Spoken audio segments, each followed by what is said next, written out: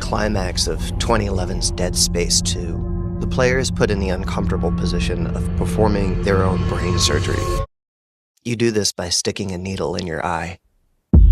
You, as Isaac Clarke, slide into a cramped medical pod where you're automatically strapped down, eyelids forced open wide, and begin aiming a targeting laser at your retina. The camera slowly pans in as the controls become increasingly erratic, unsure of exactly how much time you have to steady the reticle before the cold hypodermic steel penetrates your cornea. Most players will likely manage to guide the needle through their iris and along their optic nerve on their very first try, successfully completing the surgery.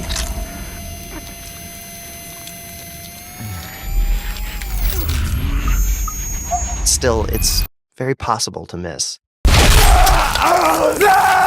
Fun fact, a fear of needles is called trypanophobia, and a fear of eye trauma is called ometophobia. And mixing the two together is not an uncommon horror trope.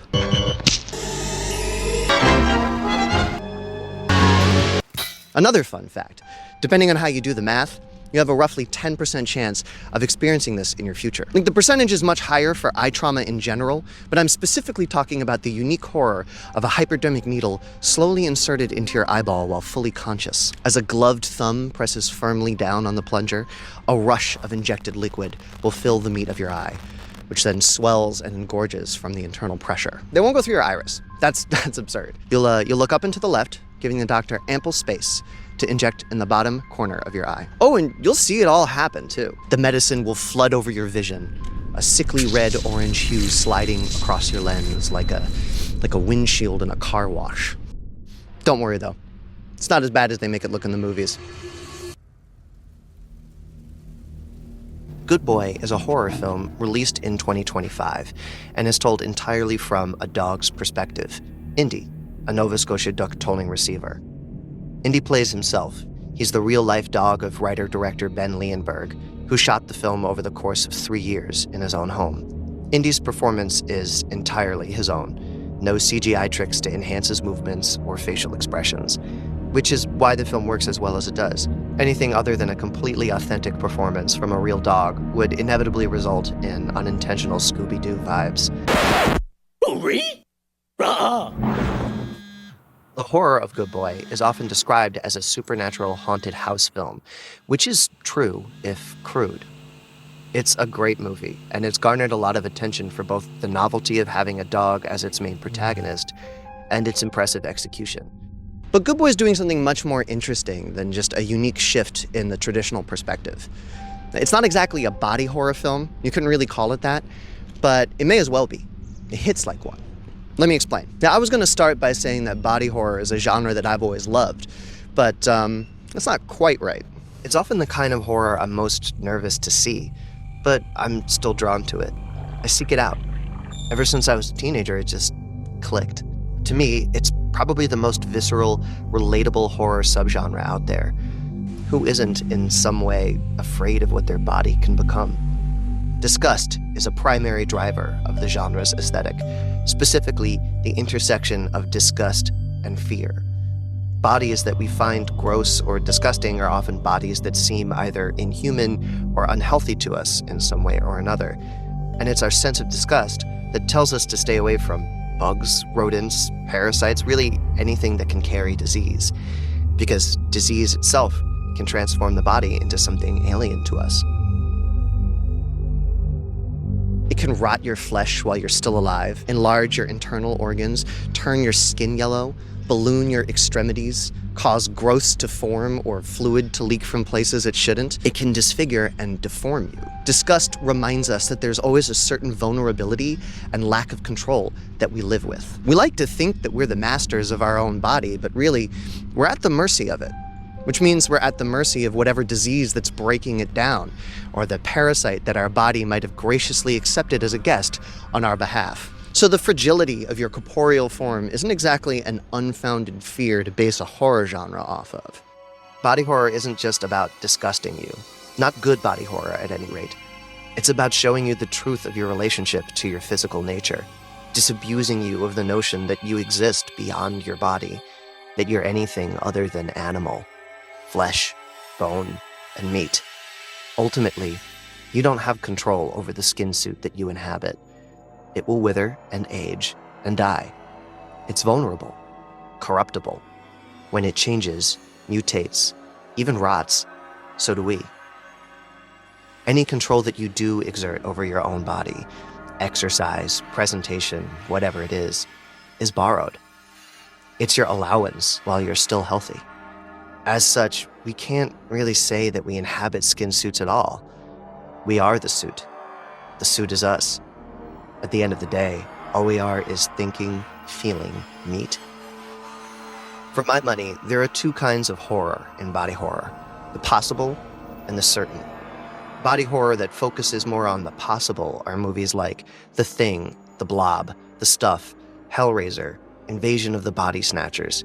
Definitely anything involving some sort of alien or parasite. It's the looming threat of lack of control, the possibility of being invaded, turned to clay, forced to reckon with your body's own corruptible nature.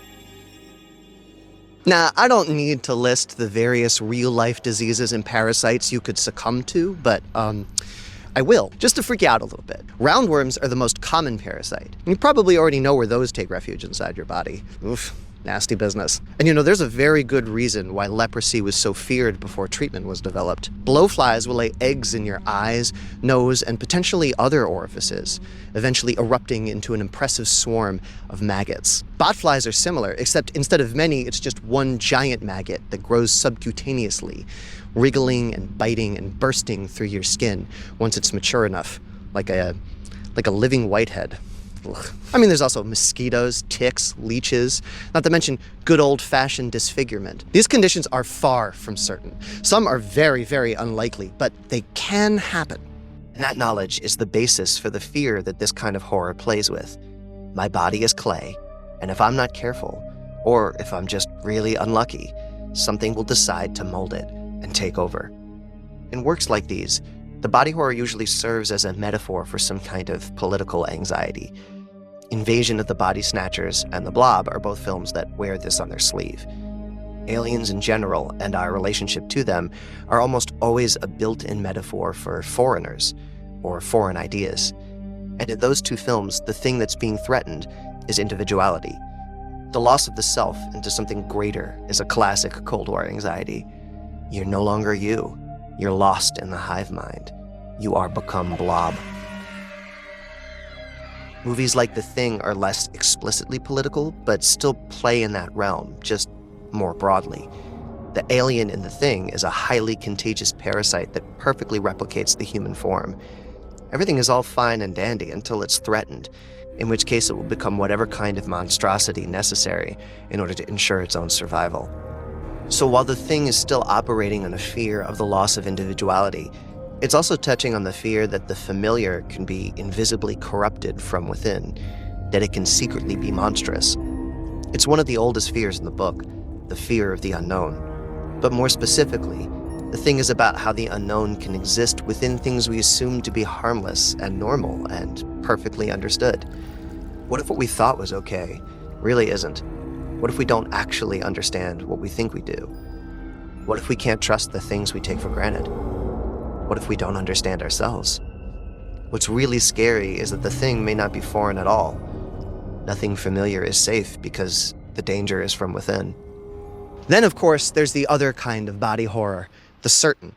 Rather than invasions and allegories to socio-political scares, this kind of body horror stands as a representation of the inescapable transformations we're all fated to experience, to one degree or another. Aging, illness, disability, and death. These are things that you can run from, but will ultimately catch up with you sooner or later. One of the greatest examples of this kind of body horror is David Cronenberg's The Fly. The film follows Seth Brundle, a reclusive but charming scientist who's been quietly working on something big: teleportation. The only person he's revealed his project to is Ronnie, a science journalist he met at a press event whom he quickly became involved with. She inspires him, and in a flash of brilliance, Seth reprograms his invention to work on living tissue and then tests it on himself. Unbeknownst to him, during the test, a simple housefly innocuously enters one of the teleportation pods. What follows is a slow, grotesque transformation as his body and identity deteriorate, tragically impacting his relationship. At the time of its release, many people took the film as an allegory for the AIDS epidemic, which was raging at an all-time high. But according to interviews to Cronenberg, The Fly is about something much more universal. With The Fly, I wasn't at all thinking about AIDS. I was thinking about a more universal disease, which is aging, aging and death. I mean, most of my movies, on one level or another, are about death, about mortality, about the difficulty of dealing with mortality, and how that comes about, whether it's through a disease or whether it's simply through aging. It could be any illness that does the job. The ultimate point of the film is to examine that decomposition in real time from two separate perspectives, from Seth, the scientist, and Ronnie, the journalist, his partner. And part of the reason why the film is so good is because it succeeds at doing that in pretty much equal measure. In response to his terminal condition, Seth's denial turns to rage, and he lashes out. He then copes with a detached interest, studying his own transformation, then resignation, and finally, desperation. These are more or less the stages of grief, and it's charted meticulously and plainly, without frills. On the other end, Ronnie is overwhelmed with helplessness. She wants to be there for Seth, to help him, but she can't. And eventually, both he and the other men in her life begin to treat her as an object for their own salvation. And despite the fact that it's Seth's body that's deteriorating, the film gives space to focus on Ronnie's own body as well. When she discovers she's pregnant with Seth's child, her very valid concern is a nightmarish birth. Here we go, Sim. Here we go. Okay. No. You can do it. Oh, wait. Oh.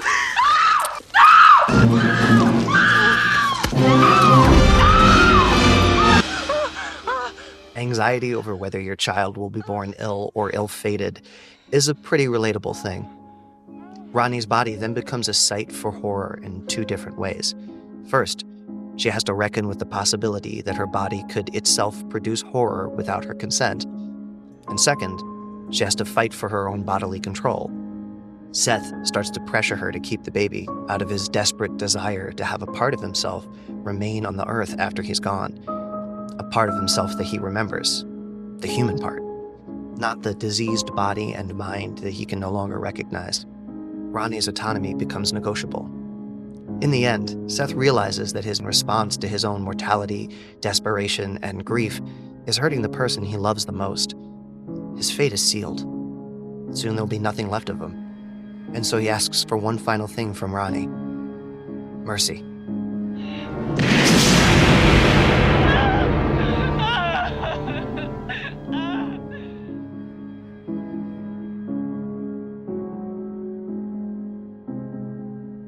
The film's greatest single choice is to make this its final shot. There's no follow-up or epilogue. The film isn't interested in how life goes on. From the beginning, it's only been interested in how it ends. I'm saying I'm an insect who dreamt he was a man. I loved it. But now the dream is over. And the insect is awake. No, sit. In 2019's Color Out of Space, based on the Lovecraft story of the same name, much of the same themes apply. Nathan Gardner moves his family to his late father's farm in an attempt at a fresh start after his wife Teresa's battle with breast cancer, a battle that has ended with a double mastectomy. I feel tarnished.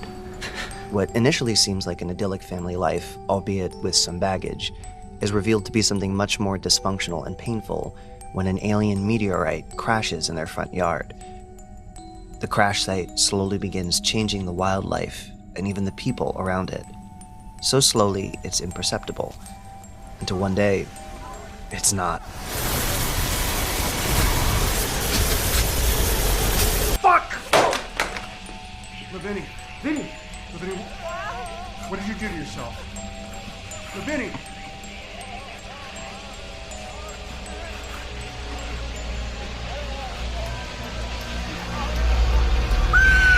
The metaphor is clear. This is a visual representation of Teresa's cancer. Painful, terrifying, immobilizing.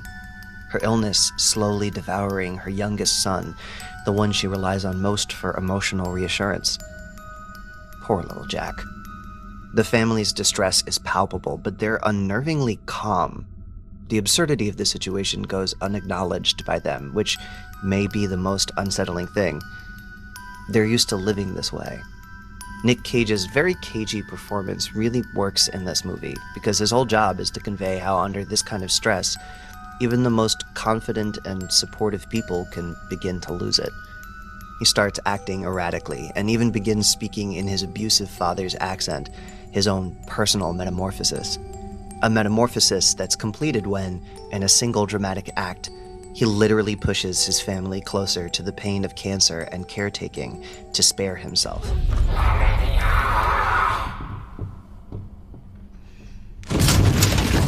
Like The Fly, the film uses the transformations of its characters, both bodily and spiritually, as a metaphor for terminal illness, mortality, and its impact on those around you.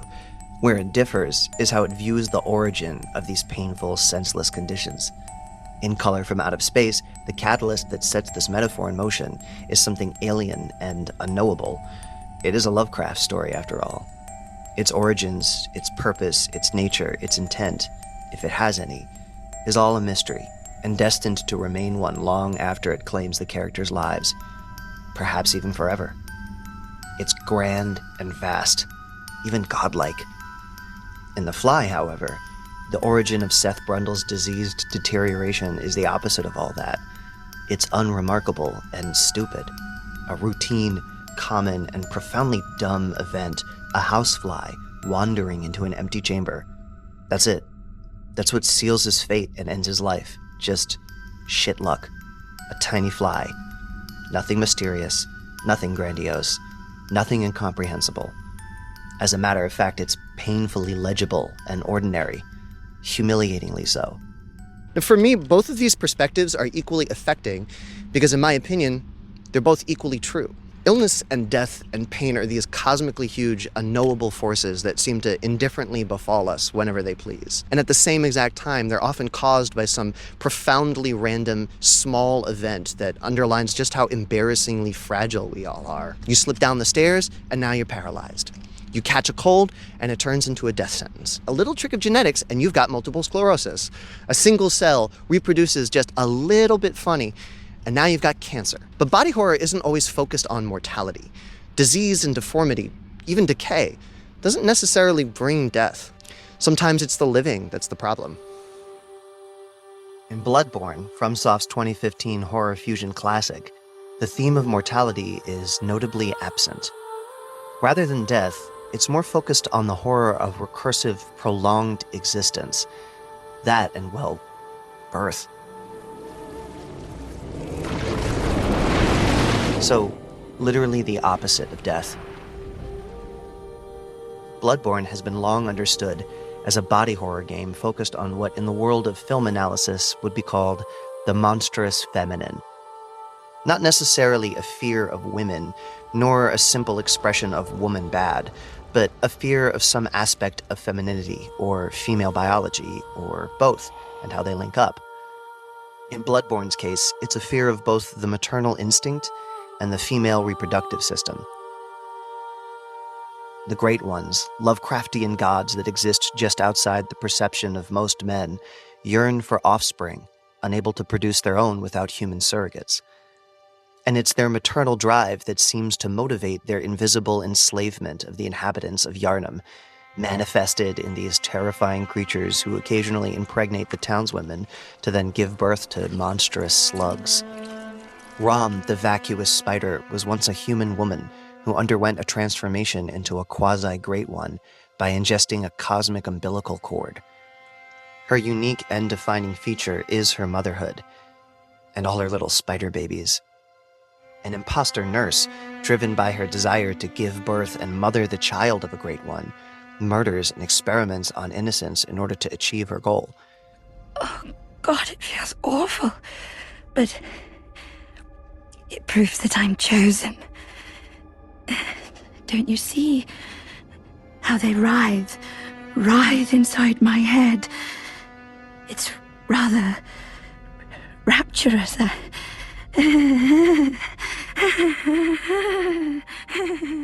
Meanwhile, a sex worker with no desire to carry a child is duly horrified when she is impregnated by invisible nightmares and gives birth to a thing. And of course, one of the final bosses in the game is a wet nurse who, driven by her maternal desire to protect little Lovecraftian baby Murgo, uses her many scythes to dismember the player. Dismemberment is often a big feature in horror of the monstrous feminine.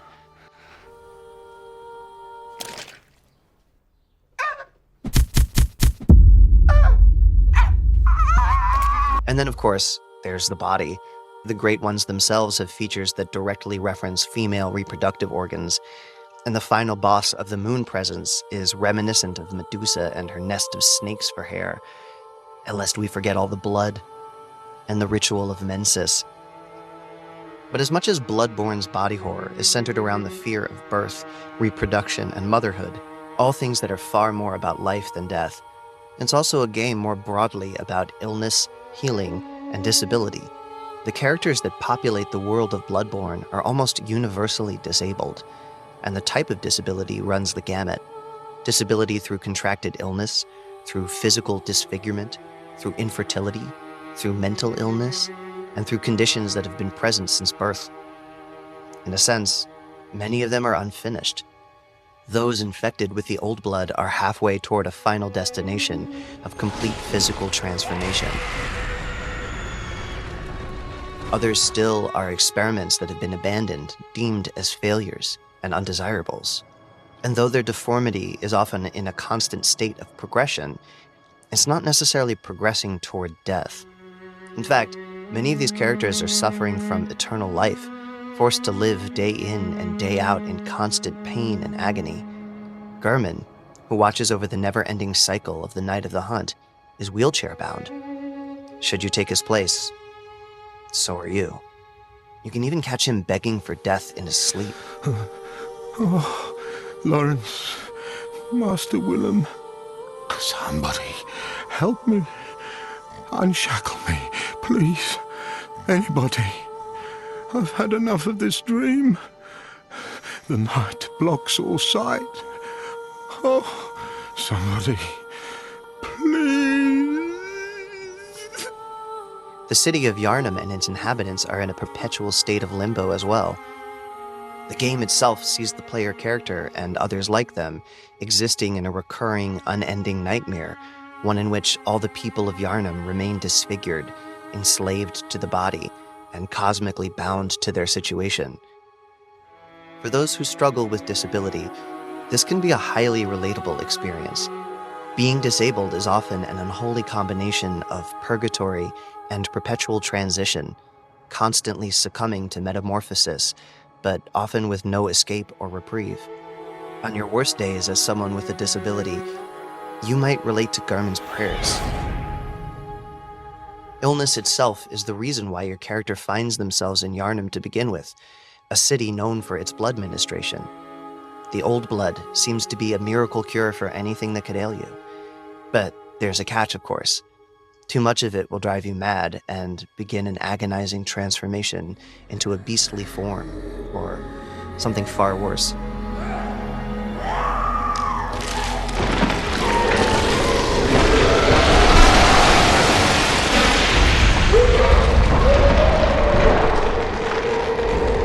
Basically, it's a pharmacon, a cure and a curse. It will heal you, but at a great cost, which is a common experience in healthcare in the real world. Medication can save your life, but dealing with its side effects can become its own chronic condition. However, the Healing Church doesn't care too much about the cost-benefit analysis of the old blood for its patients. Its organization is essentially the combination of Yarnum's only hospital, only manufacturer and supplier of medicine, and only spiritual center, with absolutely no oversight. Well, except for these guys. Basically, this is perfect vertical integration. The church isn't interested in the health of Yarnum's citizens for their sake. They're far more concerned with, well, research and development toward their own aims. So, Yharnam hangs by a thread, and the people are effectively abandoned to disease. The horror of the monstrous feminine in Bloodborne doesn't work nearly as well without the horror of disability, disease, and a system that just doesn't care. So it really shouldn't come as much of a surprise that body horror is a genre where people in the margins of society have often taken refuge, because living in the margins usually means that your body is subject to strict policing and regulation. The Substance, for instance, covers the horror of aging specifically as a woman and the horror of the body being tied to your social capital, all the while, whether young or old, being denied your humanity. All of which leads to a visual metaphor that isn't subtle. Body horror rarely is. I Saw the TV Glow uses moments of body horror to look at how gender can be at odds with the body, and how that tension reaches a literal splitting point when under pressure to keep that hidden from the world. And the horror of disability isn't just the horror of contending with your own body, but the fear of how it's treated by society. The healing church in Yharnam may do well to fear the old blood, but the inhabitants in Yharnam would probably be best off fearing the healing church. That fear goes two ways. An attempt at regulating and controlling bodies that aren't your own is, in part, an attempt at pawning body horror off on someone else. Like, if my body isn't especially valuable, if it doesn't elevate my status, if it isn't divine or pure as snow, what can I hold on to for comfort as it betrays me and slides into oblivion? I think that's just one of the many reasons why to this day we're still planting seeds of a strange and bitter crop, which, of course, is a reference to a notably early example of body horror in music. You didn't get too many songs about bulging eyes and the smell of burning flesh back in those days. But Billie Holiday's Strange Fruit isn't the earliest example of body horror. A much earlier one can be found in the Capuchin crypts in Rome, Italy. It's an ossuary and crypt decorated almost entirely with human bones. The series of small underground chapels contains the skeletal remains of approximately 4,000 deceased Capuchin friars who died between the early 1500s and roughly 1870 or so. Rather than burying the bones traditionally, the Capuchin monks arranged them into intricate decorative patterns, turning skeletal remains into one of the grislier examples of art in human history. Each crypt has its own unique theme. One room is dominated by skulls and long bones arranged in arches and symmetrical displays. Another contains thousands of pelvises that form ornamental reliefs along the walls. Hundreds of tibias and femurs make up small decorative figures meant to look like angels. It's possibly the most aesthetically bloodborne thing you could see in real life. A work of art that took literal centuries in the making, an attempt to take the body parts we leave behind and fashion them into something more than just bones, into something divine. Maybe then the horror of death and the body could make sense. In many ways, it's a work of desperation, a desire to control the body or to simply understand its senselessness, even in death. So one thing that I love about body horror is that it doesn't have too much pity.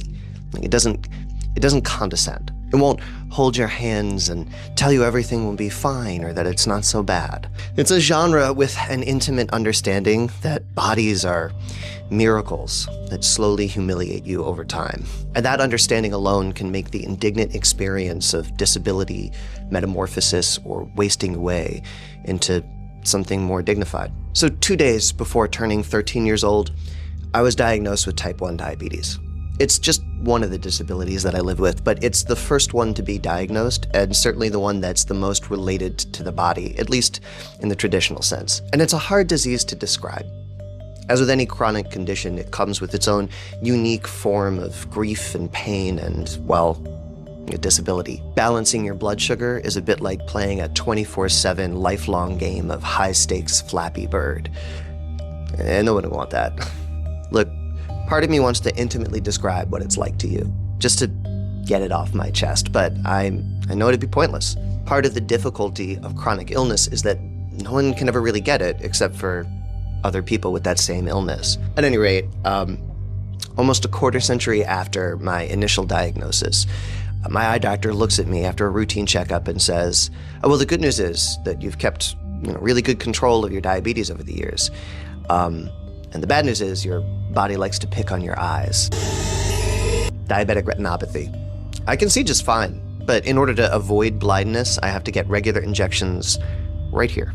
I mention all this not to just highlight why body horror is so personal to me, but also to talk about the toll it can take on your loved ones. It's really hard to watch someone you care about silently struggle. It's confusing, even terrifying, and often leaves you feeling helpless, like you're held down and forced to watch as the person you care about is defiled by their own body. I've seen the pain my conditions have inflicted on those closest to me. And I've been on the other side too, watching the person I love the most wield her bones like a sword with no handle. My wife suffers from multiple conditions that, the word disability doesn't really begin to cover it. And I'm not gonna get into any more detail than that.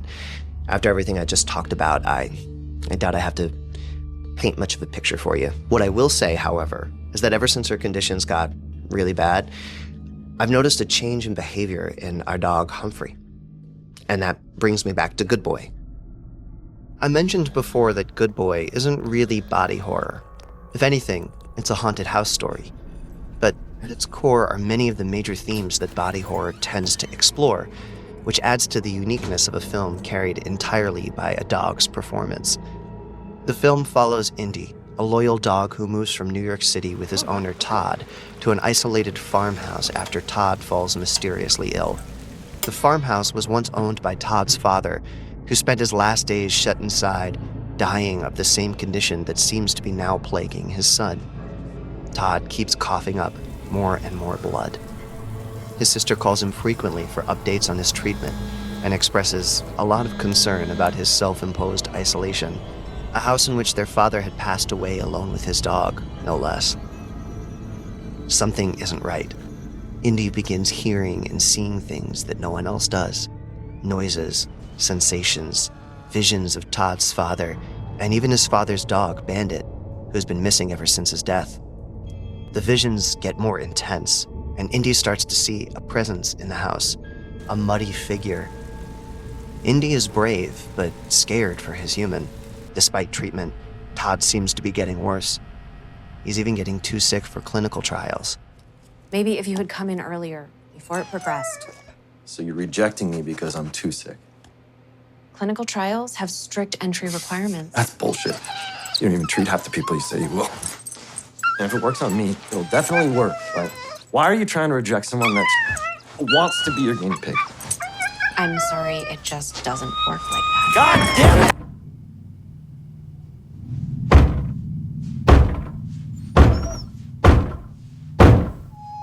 In Good Boy, Indy is the only one that can see the muddy ghost that haunts the cabin at night. And quite a bit is left up to interpretation as to whether this is a real ghost or just Indy's own projection, his own mind making sense of things he doesn't fully understand. So even though Indy might be privy to information that his human isn't, the real discomfort and the horror that Good Boy plays on is in the certainty that dogs, our own best friends, are constantly unaware of the context of what's going on or why. Why is my human spewing up blood?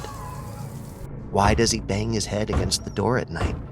Why does he leave and come home sick with bandages over fresh wounds and then push me away instead of accepting my comfort? Get the fuck out of here. Dogs, more than even other humans, witness us at our most unguarded. They watch us as we're regularly attacked by spirits, forces they can't see or hear or smell, that make us scream aimlessly in empty rooms, dissolve into tears on the floor, harm ourselves. We alternately gloat and self-flagellate about the position of dogs in human lives, but I think even if dogs could understand this, they would be beyond comprehending why we, their charges, would ever consider it wrong to be loved. Good Boy is really more the kind of horror a dog would make if dogs could make movies. A story about watching the amazing creature that anchors your world deteriorate for reasons you can't understand and can't save him from.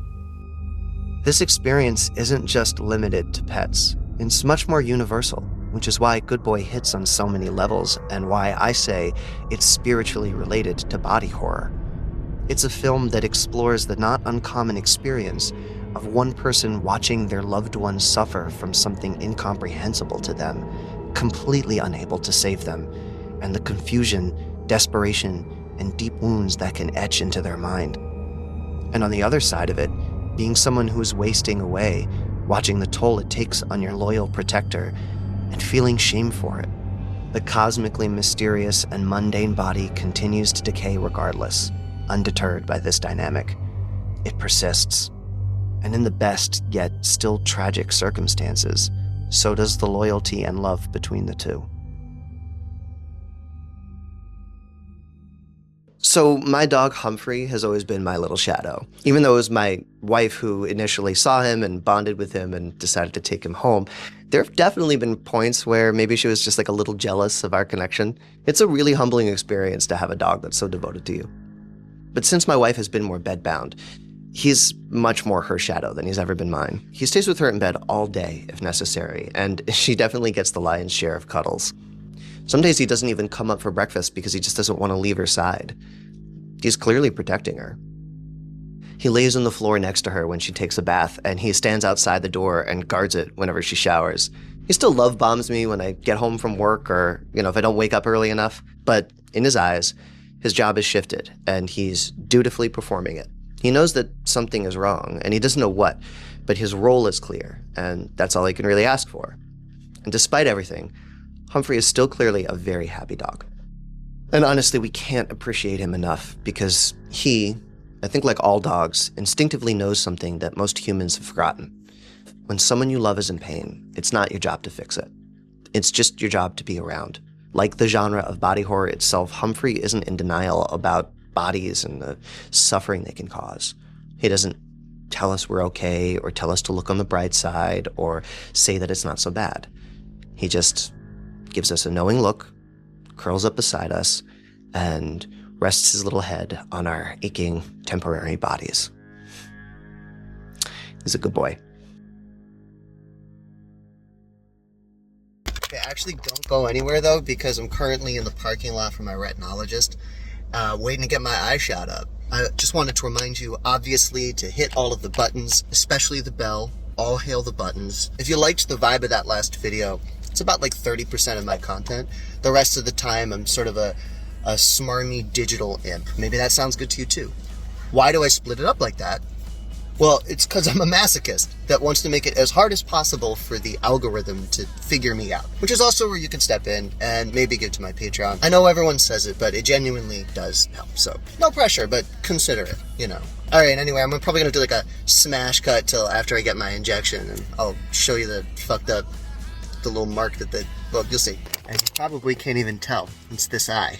But maybe if I look up and to the left, you'll be able to see something? I don't know. It's not a sharp pain, it's a dull ache. But motherfucker, it's not comfy. Where are my glasses? There.